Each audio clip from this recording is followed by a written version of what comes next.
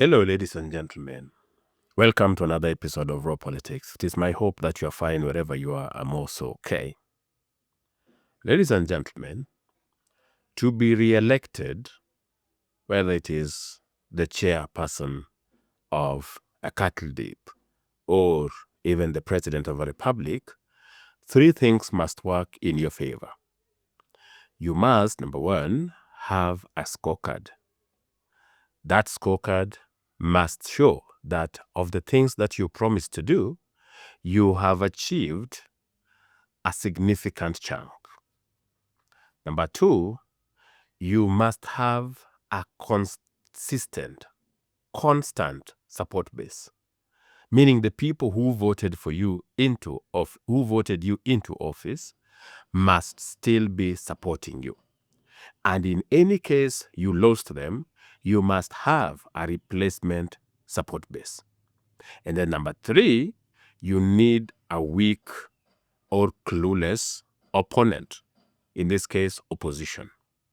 And so William Ruto is up for re-election come 2027. And as such, we want to examine what are his chances based on these three things that we mentioned to determine whether he will win the elections easily or it will be a struggle. Ladies and gentlemen, if this is a topic that interests you, continue watching. And if you are finding value in our videos, like this video and share it with your friends. Also, consider subscribing so that you are notified whenever we produce videos of this nature. Like I said, three things must work in your favor. You must have a scorecard. You must have a support base, an intact support base. You must have a clueless or weak opponent. And these are the things that will determine your re-election. These are the things that affect a re-election. And the three must be there because you might have a scorecard, you might have an intact support base, but a stronger opponent. Things will be challenging. You might be lacking a scorecard, have still your intact support base and a weak opponent. There are people who will question, why should you be given another chance? We want to gauge William Ruto's ability to be re-elected based on these three. We begin with number one. Does William Ruto have a scorecard to speak of? And this is very easy to answer. We just be objective. What did William Ruto promise he would do? And so far, is he doing any of the things that he promised? I'll categorize Ruto's promises into two.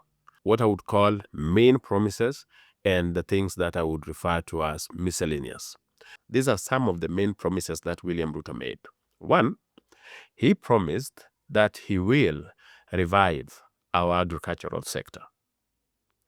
Two, William Ruto made a promise that he was going to do something about job creation and housing, solve the housing crisis in the country. Three, the president said he was going to do something about revitalizing the business sector, especially the micro, small, and medium enterprises. And of course, the president also said, number four, the president also said that he will do something about universal health care. And five, out of the main promises, was that he was going to do something about digital economy and ICT infrastructure. So, especially in terms of enabling ICT infrastructure. Now, those are the main promises. Let us now look at what I call the miscellaneous promises. The president promised that he was going to swear in the judges that President Uhuru had refused to swear in. He said he would do that immediately. He also promised that he would activate the judiciary fund, make it available to the judiciary so that at least the judiciary has real independence. And three, he said that the police under his watch will be independent, and he'll ensure that they have their own accounting officer. And ladies and gentlemen, before we go to the main promises the president made, these three that I've mentioned, there were others, but these three that I've mentioned, President Ruto fulfilled them almost immediately. The judiciary fund is active. The police have their accounting officer.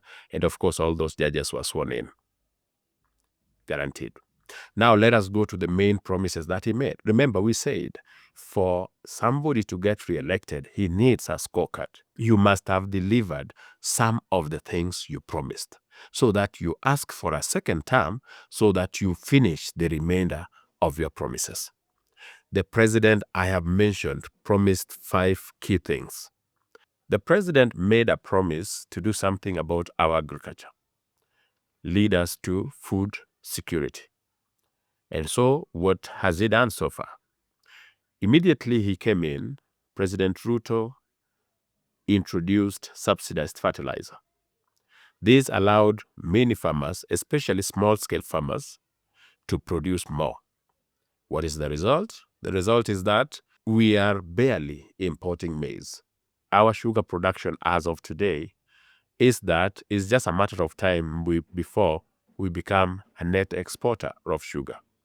So he has done a lot. Even the Gulana Kulalu, over 20,000 acres, are now under irrigation. Ladies and gentlemen, these things combined are leading Kenya to the elusive food security status that we've always desired. So if he came and told Kenyans that I promised to do something about agriculture, I'm asking you to give me more time so that I can complete the work, they would understand that so far his initiatives in terms of subsidizing fertilizer, in terms of rescuing the sugar industry, and in terms of Galana Kulalu and other places, he is already making it easier for Kenya to reach the food security that we so much desire. They would understand. We go to number 2. The president promised to do something about housing. As you know, Kenya has over 7 million of our population living in slums. Unfortunately, we have over 1,000 slums distributed across the country. So you have 2 options: improve the slums or eradicate the slums. Improving the slum has not worked. So the thing is to eradicate slums. And the president went on with the affordable housing programs. And as of now, there are people who have already moved into those houses, especially people who are living in deplorable conditions in the slums. So the president can say, I promised to do something about our slums. And as you can see, I am doing houses all over the country. So I'm asking you to give me time so that I can finish on this job. It makes sense. Also, on the issue of job creation, the president promised that he would do something to create jobs for Kenyans. Apart from the thousands of jobs that have been created through the affordable housing program, there is also the diaspora jobs. The president argued this way: as you build local capacity to take in the graduates we produce every year, you can look for jobs elsewhere.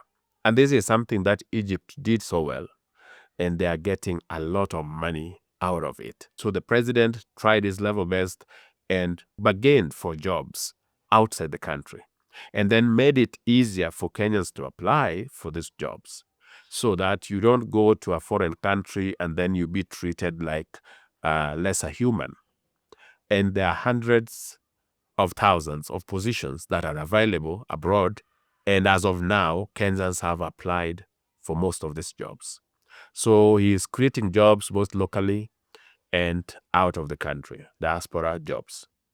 If he comes and tells you that, give me time so that I can improve the local capacity and also ensure that we can even still send more of our experts to go and work outside the country and earn a living, it will make sense, ladies and gentlemen. You'll be like, okay, fine, let us give you a chance. Number 4, the president also made a promise to do something about healthcare.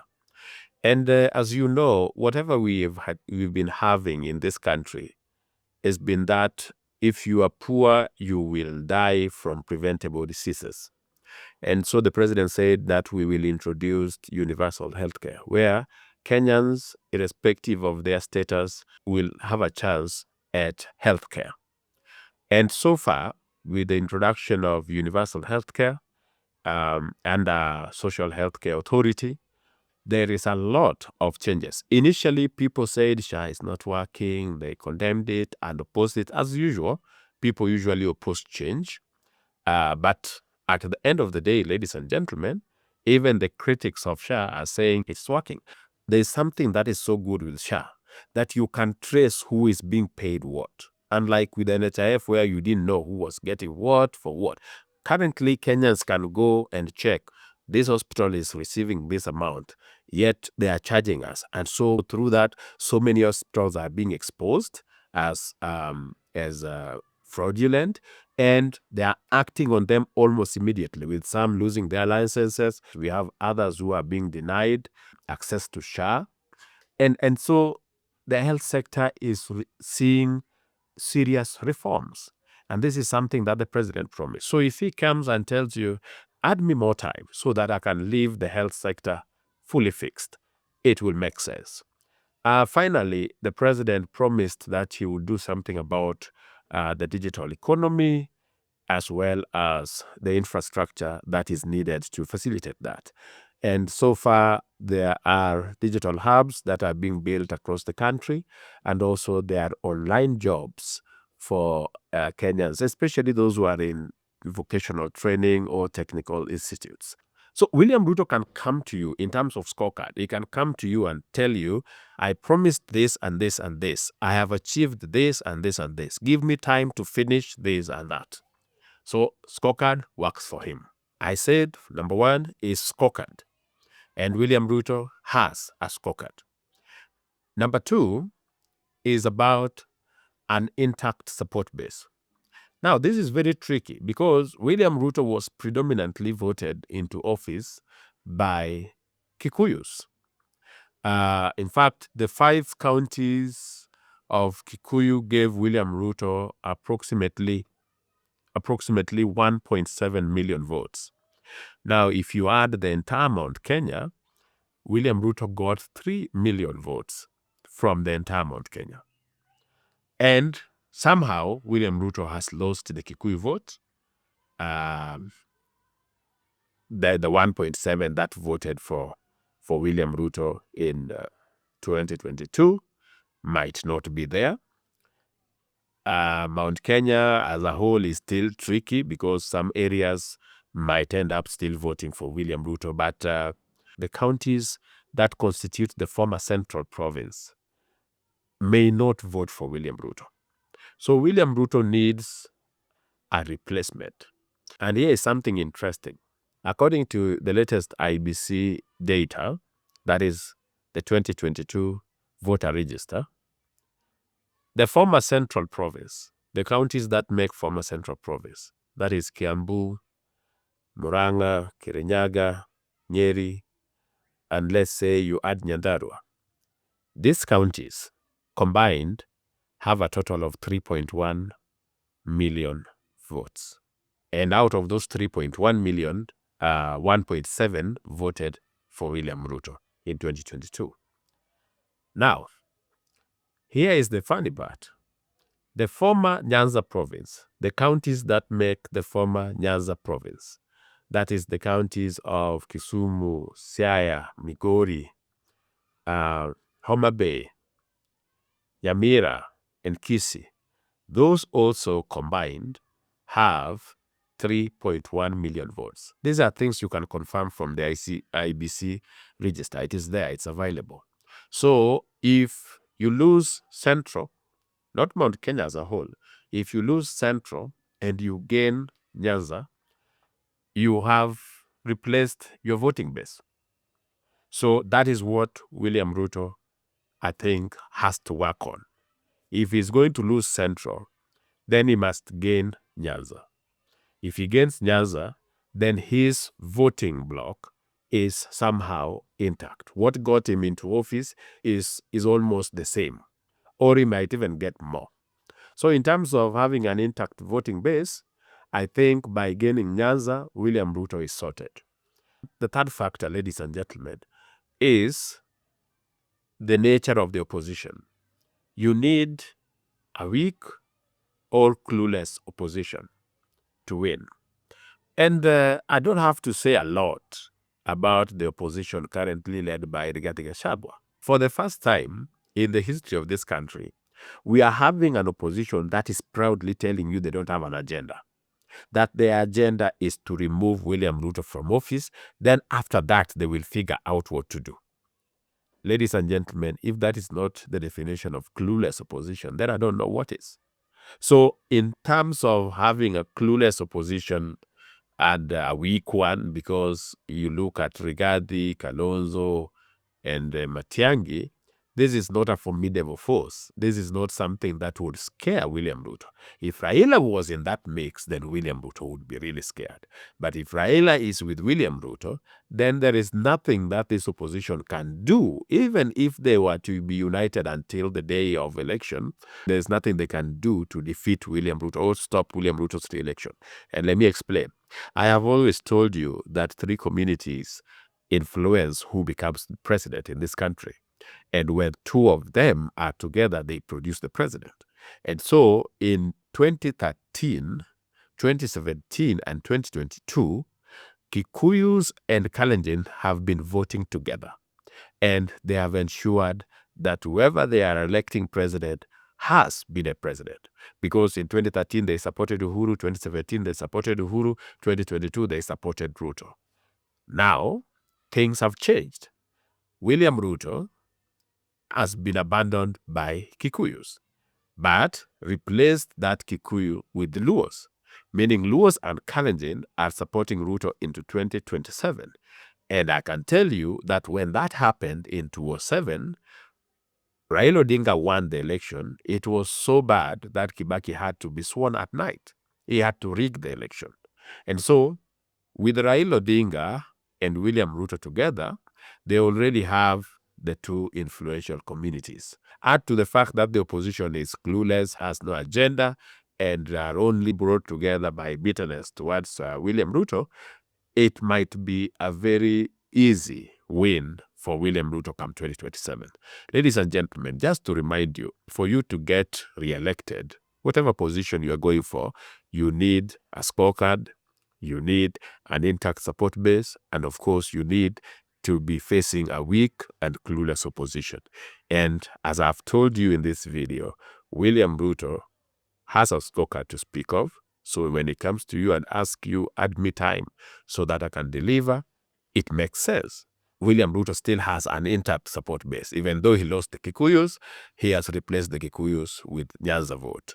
And, of course, eventually, William Ruto is facing a very clueless opposition that has proudly admitted they have no agenda. And to make matters worse for them, the 3 communities that decide who become president, 2 of them are already with William Ruto. Ladies and gentlemen, I hope you found value in this video. If you did, let me know in the comment section. Don't forget to like the video and share it with your friends. And in case you want a detailed analysis of William Ruto's scorecard, watch this video.